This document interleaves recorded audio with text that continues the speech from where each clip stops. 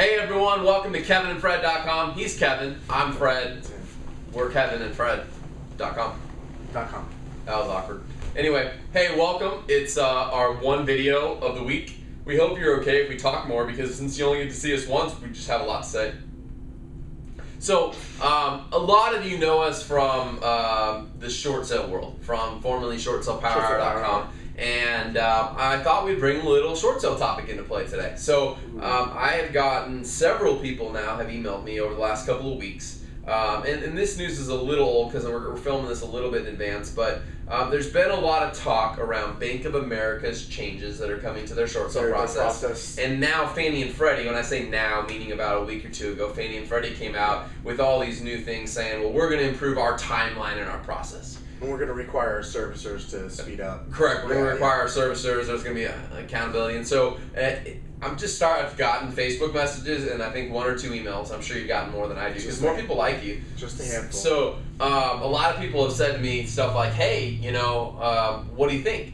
And here's my general response, Kevin, and I'd love to get your opinion on this, but my general response, anytime I see anything in the short sale world that comes out with changes, I always say, I'll believe it when I see it. Yeah, let's watch the results, right? Yeah. So, hey, I think it's great that I love it. They're attempting something, but let's watch the results because at the end of the day, that's what matters. It's not what somebody or someone or something says. It's what are the results that follow their actions. What are the actions they take, and what are the results that come from that? So, hey, I would love to see the short sale process speed up. I would love for the Fannie and Freddie files, I think they're saying like a 60-day turnaround time now, and B of A was looking for like 21 days or something like that on their own files. Yes. I think that would be fantastic. I would love for that to happen. It saved me so much time. It would make us more money. Absolutely. Quite honestly. So I would love for that to happen.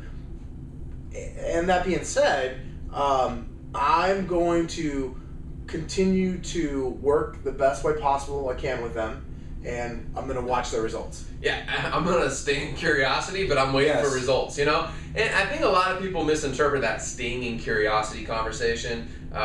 They interpret it to mean like, just be open to possibilities. But I think staying in curiosity is all about being open to what results show.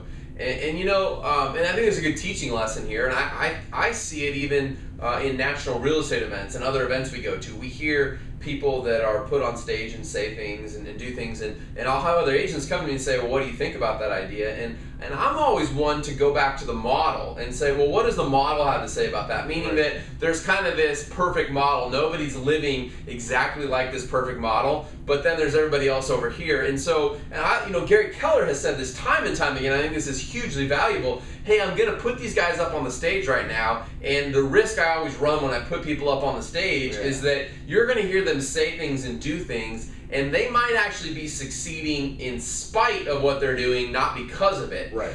And so it really isn't that much different than Freddie and Fannie and B of A making an announcement saying we're going to do this.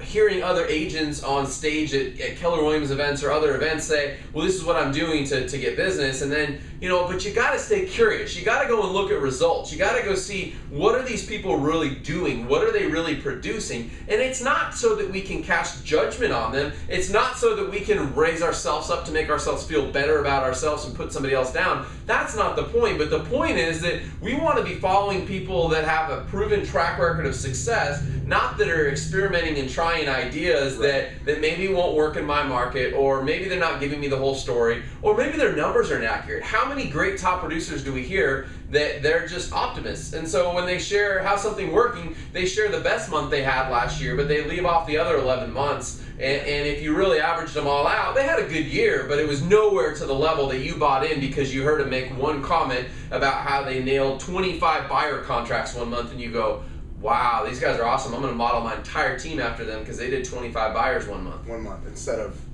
12. When the next month, they did 3, and the previous month before they did 2. So it was sandwiched. So it was really a 30 over 3 months, but you looked at it and you went, they're doing 25 a month. Yeah. So, I think that's a great point. Always watch results. Watch to see what comes out of it. So this goes for any news that you hear in the short sale world. That's anything that could possibly affect your business. Watch the results. I'm not saying be skeptical or don't believe it. No. Just watch. Be curious. Stay open. Yeah. That's all I'm saying. You know what? Here's the deal. I hope it all works. I love it when I hear people and they say they're doing things and they're just knocking it out of the park. I freaking love that. It gives me ideas. It gives me energy. Yep. I love to think that it might only take me 21 days to complete a short sale with B of A or 60 days with Fannie and Freddie. I think that's awesome. And so I'm rooting for it. But I'm also watching the results. Yep. I mean, apparently I'm on a preaching spree on kevinandfred.com recently, but this is not any different than Jesus saying, like, know a man by his fruits. Yeah. No, like, look at what his fruits are. And so often we listen to what people say their fruits are, like what they've produced, what their harvest looks like, what they say their harvest looks like, rather than actually looking at their harvest. Their harvest is their numbers. It's what they did, right? Now, I mean, praise God that He looks at the intention of our heart. He doesn't see us by our harvest, but He tells us to look at people by their harvest. He doesn't say that we should walk around and just love everybody based on who they are. He says, I judge a man based on their intentions of their heart. But He says you should actually be wise and judge them based on their harvest. Or their results. Their results. It's a pretty simple concept. I mean, He's saying love everybody, but be a little cautious around who you hang out with, who you take advice from, based on their fruit or their harvest, what they're producing, their results. Might want to spend time with people who produce the kind of results you're looking for. Yep. You never know. Next week I may do an altar call. I'm on a roll here on kevinandfred.com. I think Pastor Tom would be on. I'm sure he would love to. I'm sure he'd love to. Let's get him on. Let's do it. I'm serious. All right. Thanks so much for watching. I'll make that happen sometime soon. Let's do it. This year. Promise we'll do it this year? No, I'd do it this week. I'll drive to Mesa now. Sounds good. All right. We'll see you back here next Wednesday. Bye-bye. If I can get the